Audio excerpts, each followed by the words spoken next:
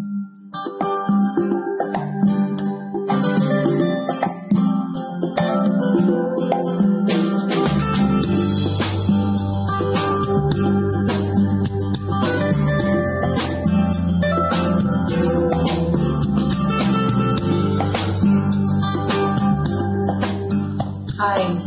let me congratulate you on making a very wise decision to be part of ABCI's Aviation Marketing Masterclass.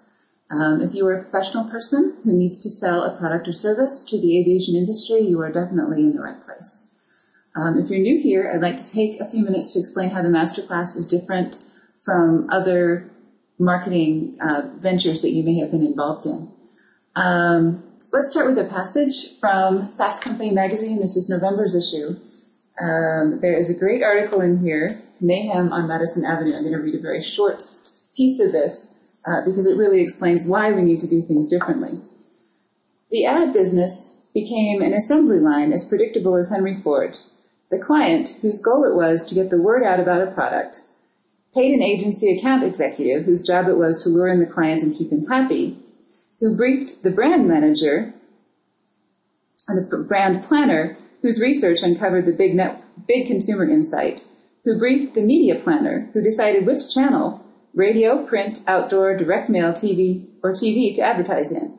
Then the copywriter/art director team would pass on its work, a big idea typically represented by storyboards for a 30-second TV commercial, to the producer, who worked with the director and editors to film and edit the commercial. Thanks to the media buyer, whose job it was to wine and dine the media companies to lower the price of TV spots, print pages, or radio ads, the ad would get funneled, like relatively fresh sausage, into some combination of those 5 media. And those were anything but equal. TV ruled the world. After all, it not only reached a mass audience, but was also the most expensive medium.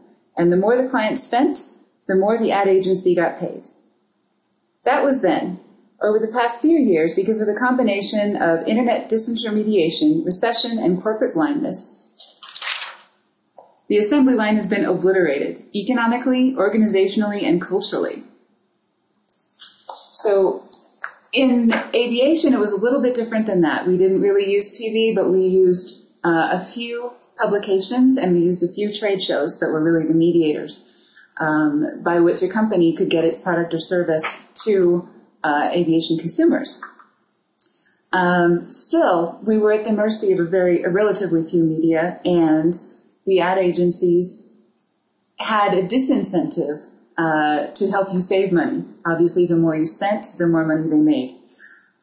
So that all needed to change. And that's one good thing, if you can say something good came out of the recession. It made it obvious that there was a lot of fat in that system that needed to be dismantled.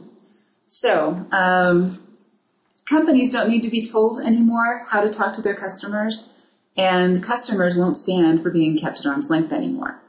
The good news is your company is no longer required to pay for large advertisements and trade show booths to attract potential clients, although those may be good strategies for you, and we'll talk about how those may fit together. You don't have to write press releases and just cross your fingers and hope that they will get picked up by the major publications. You can find and interact with your consumers directly. The bad news is that your customers now expect that level of engagement, whether or not you feel ready to jump into social media. The demographics of decision makers in aviation are still pretty traditional. They tend to be older, male, more educated, and more traditional than in other industries, and that makes them a little bit less inclined to social media than the general public, but still a very large number of them are on social media, and that will show you how and why that is becoming impossible to ignore. Aviation Week, Space and Technology magazine, ran an article titled, "Did Facebook Help Save the F-136 last June?" According to Adweek, the GE Rolls team had used its social networking presence to reel in 7,000 Facebook fans, compared with only 1,500 at Pratt & Whitney, the designer of the F-35's primary engine, the F-135. More than 8,000 letters were sent to members of Congress via the company's promotional websites.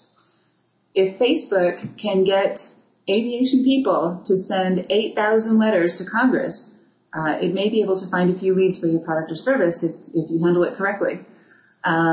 This class will focus on making you feel more prepared and more confident to handle social media channels, as well as the internet in general, trade shows, direct mail, how all of those things fit together. As you know, just having a presence in the social media is not enough. You need to really integrate your marketing efforts. So what we do in this class is we focus on one channel or one technique or one method per month. And each month you will get, well, to start with, you'll get a binder that looks like this. And then each month you'll get a newsletter, which has news from aviation marketing. You'll get a video on a CD, and you'll also get any sample documents and other kinds of things that you may want to download on a CD. And you'll get a written workbook, and you can follow along in the workbook as we go through this. So what I'd suggest, one of the simplest ways to handle this is to put the video in one window on your computer screen, and then you can open up another window that has Facebook or whatever we're using that month, and you can actually make changes while you're watching the video. You can always hit pause, you can hit rewind. The video is very patient and it will wait for you to do whatever you need to do on the other screen. So use it in whatever way works best for you. I do recommend that you schedule yourself 1 hour per week while you're in this class. And the reason for that is because it's going to take you at least 1 hour to get through the marketing material or through the course materials. And then you're going to have your own marketing projects that you're going to want to work on. And once you get started engaging with customers, they do expect you to continue to do that. So, if you commit that hour a week, or if you want to add more than that, some people engage every day with their customers via the social media channels. So you decide what's best for you. I would recommend that minimum of an hour a week. At the end of the section, you'll find 4 regular features. One is the recommended reading list that has more information about the topic we talked about that month. One is a resources section, which has additional articles and tutorials that you can use on the web. An action list, which has a set of recommended actions that we recommend that you take that month. And fourth is a show your work challenge. So we'll have a deadline on that.